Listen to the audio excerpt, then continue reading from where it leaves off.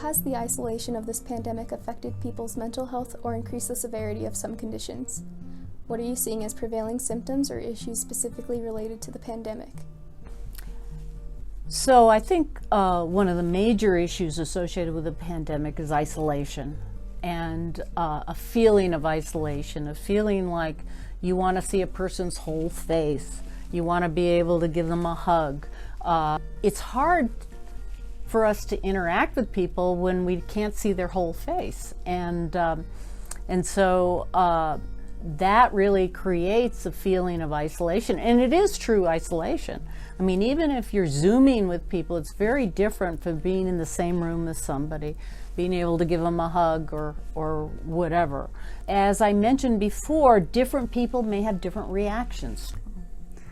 Yeah, so isolation is a hard thing on people as humans, right? We're very socially connected individuals. Even though some people might be more introverts and they may want more of their own space, some people might be more extroverts and more socially drawn. The bottom line is that, we rely on each other as people, and so having especially a kind of forced or, imposed isolation can be really difficult on people, especially when it's prolonged, as we've seen in the pandemic. The other piece is that we know for adolescents especially, their brains, as teenagers, brains are very kind of primed to be socially connected and dependent on or influenced by what other people, what other peers, what other individuals are doing and, thinking, and that connection. So isolation on teens can be especially difficult, in part because of that biological process. And then unfortunately, I think related to that is that a lot of people who don't have very healthy coping patterns have started using unhealthy patterns more. So we're seeing more issues with like disordered eating or eating disorders, people that may really struggle with processing feelings that turn to things like self-harm.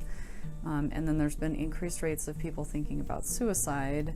And so, yeah, it's a pretty big spectrum of things that we've seen this year with the pandemic. So it has definitely impacted people, society, children, adults, everybody. And so because it goes back to the isolation, we've been, isolating for over a year and not having that like social communication, and that's really important. Humans connect to other humans. We actually need that for survival.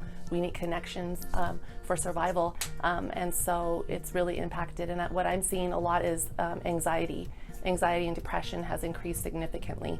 A lot of my kiddos, fear too. Fear has really been instilled in them because, COVID is all over the media, social media, so we're seeing stuff all day long, the death rates, and so fear has increased, therefore anxiety, and then with the isolation and us having to quarantine, then depression.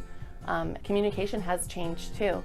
I think that's a part of anxiety. We've been like in our houses for a year, and now we're slowly coming back into society. And so I think kids have a lot of fear, like school starting in a couple of days. And a lot of my kiddos have expressed to me like they're worried about being judged, because during this time, they've been at home and they've been eating and they've been doing kind of like those unhealthy coping mechanisms, and they gained a little bit of weight. And, they're really stressed about what their peers are going to think of them. And so being judged and having that worry about, who we are and being accepted, those are all, adding to the anxiety and depression. And so that comes with like the coping strategies. So, during this pandemic, we've seen unhealthy coping strategies like eating habits have changed, a lack of exercise, that has looked different since pre-COVID. And so all of those types of, situations have impacted families and, not just kiddos, but families in general. Yeah, so some things that we're seeing increases of is depression. And so we've seen increases in community members who are contacting the New Mexico Crisis and Access Line. And so we're seeing an increase in the number of calls that are going out of just individuals that are feeling lonely or isolated and really needing to talk with someone. We're also seeing that within our schools. And so we continue to refer out to our community mental health providers. We continue to provide treatment and services for our students in our district.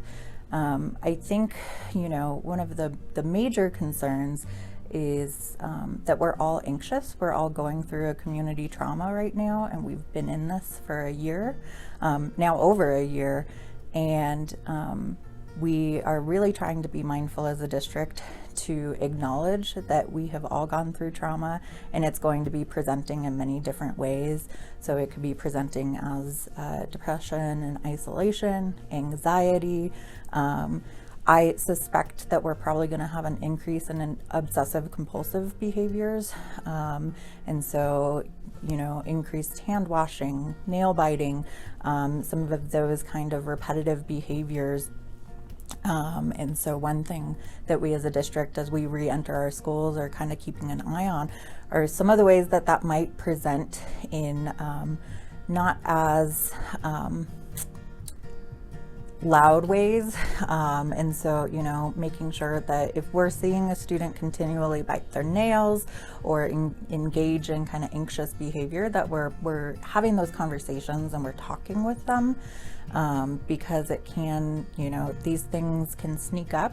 And I think that we as educators need to be really kind of aware of what's going on, and especially just coming back to the fact that we're in this trauma together, that we're all really trying our best to hold on and get through this, and just acknowledging that for ourselves, but also for our students.